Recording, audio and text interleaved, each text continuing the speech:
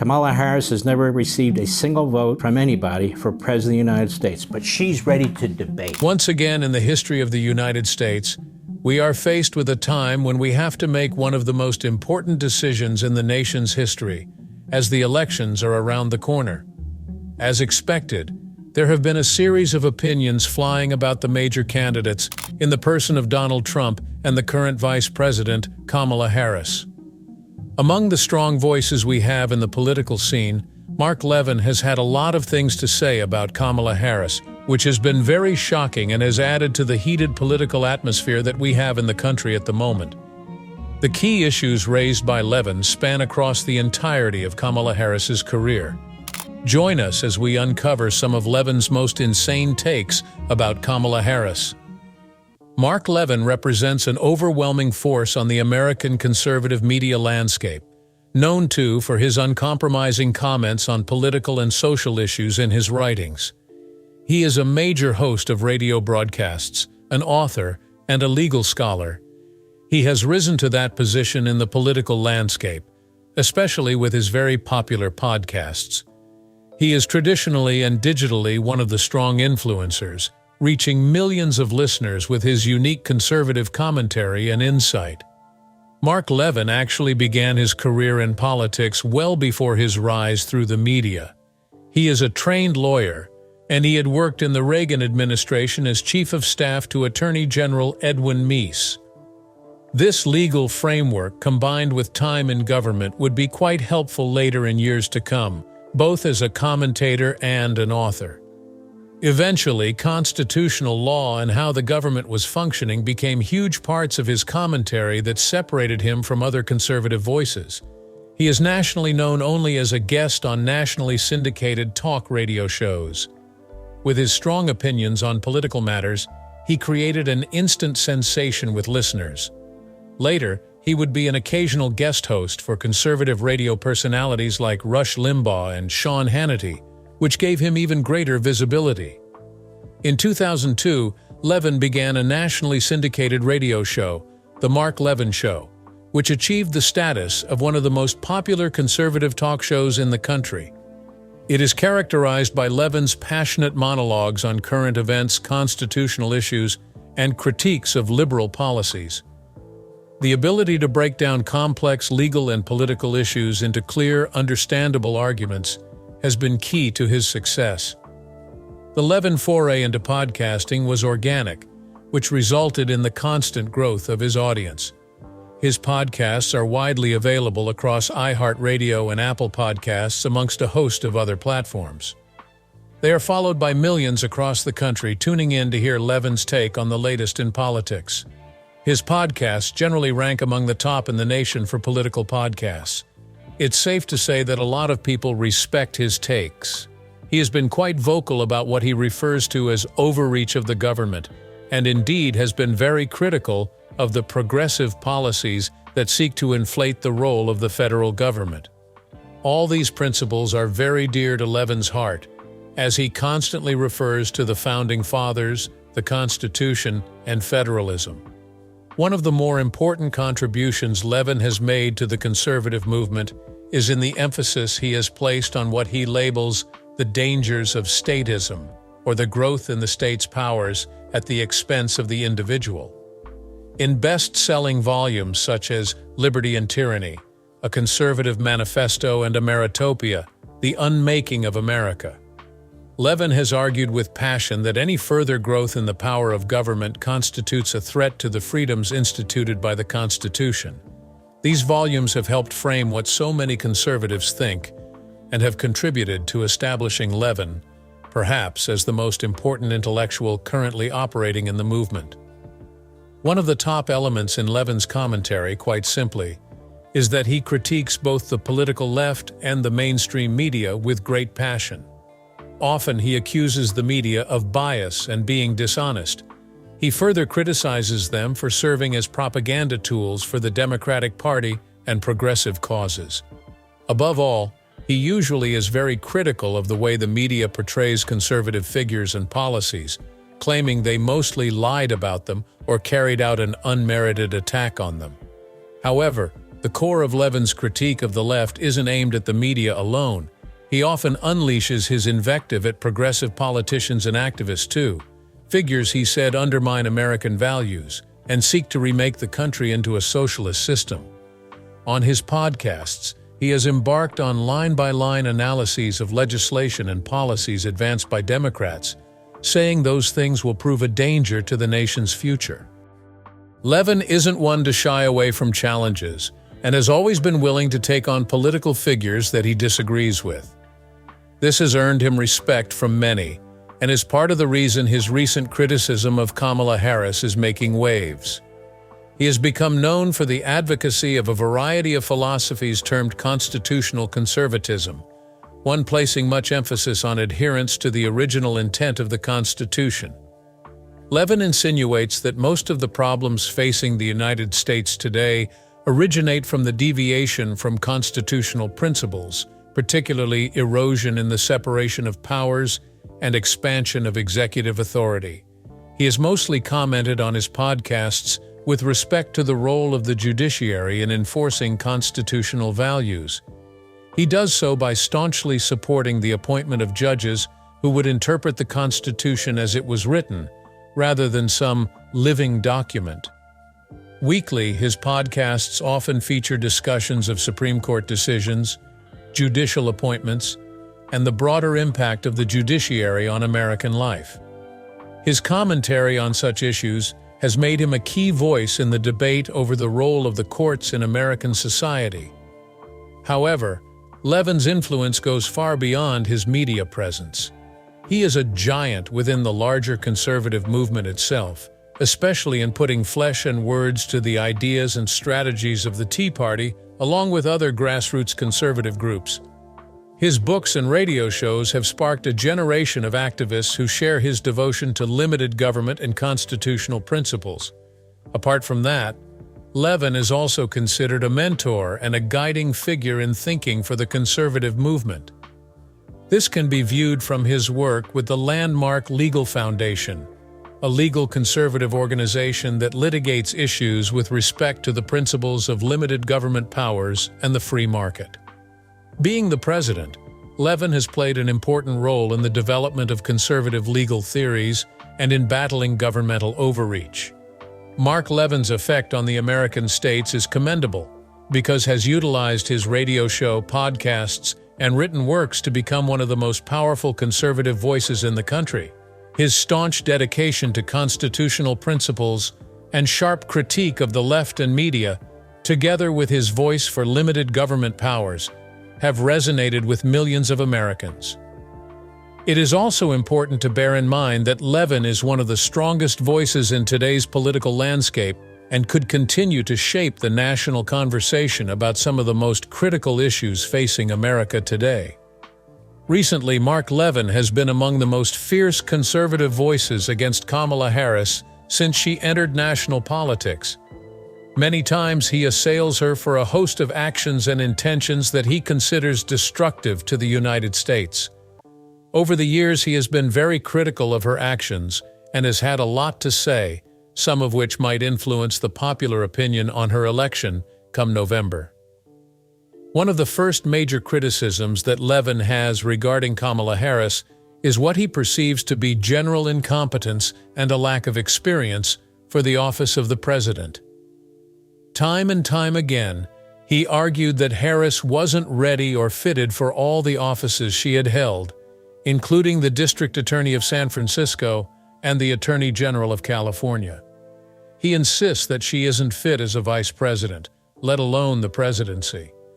He has questioned her decision-making ability, more often pointing to her controversial policies and decisions as a prosecutor, including how she dealt with criminal justice in California. He also pointed out those instances where, to him, Harris was clueless on some essential matters, one perfect example being her vice presidential campaign, in which Harris has been criticized for some of her interview and debate answers, to which Levin and others refer to as evidence that she is ill-equipped to hold the high position.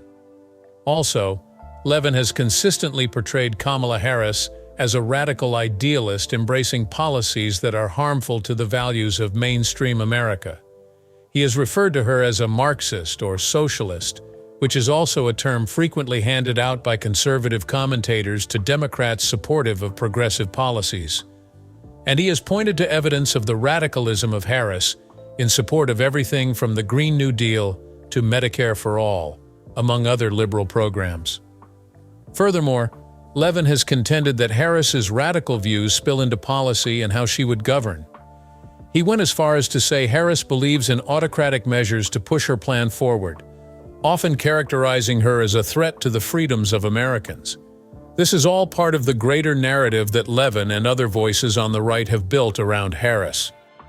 Other primary sources of Levin's criticism have included Harris's handling of the crisis at the U.S. southern border. President Joe Biden tasked Harris with leading the administration's efforts to find and address the root causes of migration from Central America, which has been a task full of challenges. Levin lambasted Harris for being absent in carrying out her duties related to the matter and faulted her for the continued problems at the border. Levin blamed Harris, whom he accused of lacking a sense of urgency and action on the issue. He faulted her for refusing to visit the border early in her vice presidency and proof that she was not serious about it. When she visited the border, Levin described it not as what should have been done to resolve the problem, but as a publicity stunt. Levin has also accused Kamala Harris of hypocrisy on many occasions. Once it was regarding her stand on law enforcement. Now, as a former prosecutor, Harris has been criticized from the extreme left and also from the extreme right, and of course, upon her record on criminal justice. He has also accused her of flip-flopping on critical issues, including how she supported law enforcement as a prosecutor and now supports criminal justice reform and criticizes police practices during her vice presidential campaign. In fact, Levin has argued that the rhetorical shift by Harris reflects not genuine belief, but rather political opportunism. He says that Harris's positions always seem to shift with the Democratic Party's prevailing winds, and more particularly, the party's progressive wing, rather than follow any principle consistently. Besides, Levin criticized Harris for what he perceived as an identity politics dependence. He seems to believe that Harris's popularity in the Democratic Party was more about her race and gender rather than her qualifications and achievements. Levin has gone ahead to say that the Democratic Party and its adherents promote people like Harris using their identity rather than their merit, which he says is one way of undermining the integrity of the political process. This is an extension of Levin's larger critique, that identity politics is divisive and injurious to national unity. He accused Harris of being a part of this division because her issues of race and gender seem to target different groups against one another rather than pulling Americans together. This is not the first time Levin has expressed his concern that Kamala Harris has undue influence over the Biden administration's policies, particularly those he sees as damaging to the country. He has surmised that Harris's progressive policy template isn't totally great for major policy areas, from immigration to healthcare. Levin, however, has particularly criticized Harris's role in advocating for COVID-19 mandates, including vaccine mandates, as an overreach of governmental authority. He has argued that such policies, to which he believes Harris is a party, violate personal freedoms and set too dangerous a precedent for the government to involve itself in the lives of individuals. Following the 2020 presidential election, Levin has joined his large cast of conservative voices in questioning the legitimacy of the outcome of the election. The majority of the criticism fell on President Joe Biden, but he has not spared Kamala Harris. He even insinuates that Harris benefited from what he and others suggest to be rampant fraud within the election process. Those claims have meanwhile been very much discredited. Levin has argued that Harris is, in fact, a party in the Biden administration's undermining of American election integrity. He further rebuked her for attempting to be loose with concerns on election integrity, saying her stance is representative of general disdain for democratic principles. Mark Levin's accusations against Kamala Harris are part of a bigger concern he has with the trajectory of the United States under the Biden administration. He has paid attention to every detail, from Harris's qualifications and policy positions to her influence on the administration's agenda. Sharp rhetoric, coupled with a tendency to boldly state his claims, has made Levin a major voice in conservative media. These charges, as stated by Levin, often complement or give additional weight to charges from other conservative commentators, completing a broader narrative that places Harris in a rarefied position of being one of the more extreme, perhaps even dangerous figures in American politics. Whether you agree with him or not, Levin's critiques of Kamala Harris are a key part of the discourse surrounding her role as vice president and any potential future she may have in American politics in the coming election. However, people who might have known Levin long enough will attest that Harris hasn't been the only figure to have crossed his radar over the years. He has made several shocking comments regarding popular personas, including politicians and people associated with the media world. His critique is often sharp, direct, and unfiltered, which has drawn both significant attention and backlash. For instance, Barack Obama, the former president, has always been criticized by the radio host Mark Levin. He has time and again accused Obama of seeking to make fundamental changes to the United States by undermining the Constitution and individual freedoms. To this, Levin argued that the policies espoused by Obama, especially his notion of healthcare through the Affordable Care Act, were excessive uses of authority which threatened to tear down personal freedoms. He has equated Obama's presidency even with the socialist regimes, once even claiming that he intends to consolidate power and at the same time command the economic sector of the country. He constantly characterized Obama's policies as Marxist in nature and warned that they would lead the country toward tyranny. Levin's controversial rhetoric against Obama was a key element in mobilizing conservative opposition during Obama's presidency, even within the Tea Party's support base. One other figure that he has tackled is Hillary Clinton. He has, on pretty regular occasions, charged her with corruption and lying, especially on scandals that happened when she was serving as Secretary of State. He has made several inflammatory remarks about her role in the 2012 Benghazi attack, such as the death of Americans because of her alleged negligence and incompetence. Levin has also accused Clinton of involvement in a cover-up of the truth behind the attack to save her political career.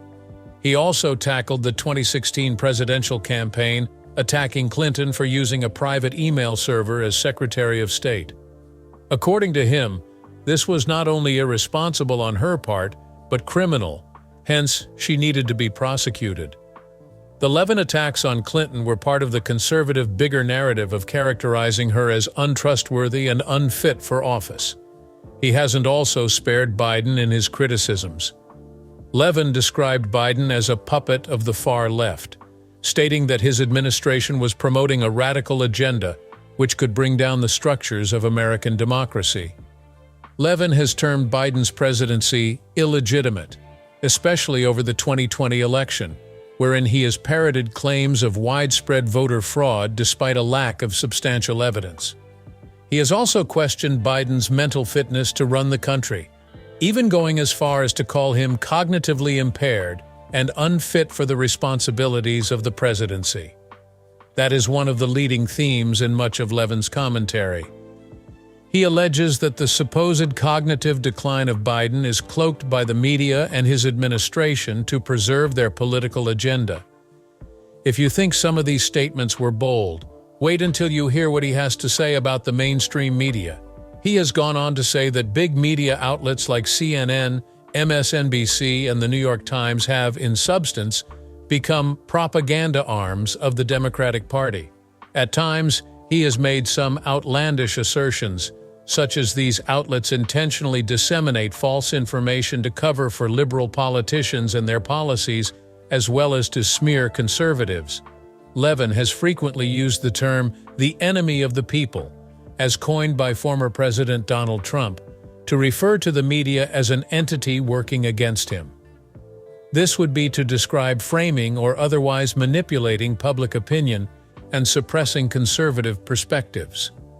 He has accused the press of nothing less than actively supporting what he has called the Marxist takeover of American society, where people are denied the right to free speech and fair debate. As for the issues that he has raised about Kamala Harris and her quest for the presidency, he had thrown the floor open for her to counter his evaluations. Till that happens, we continue to look forward to the outcome of the November election. We will see in the next episode. Until then, you can check out other videos in the channel, and we will always be open to hear your opinions in the comments.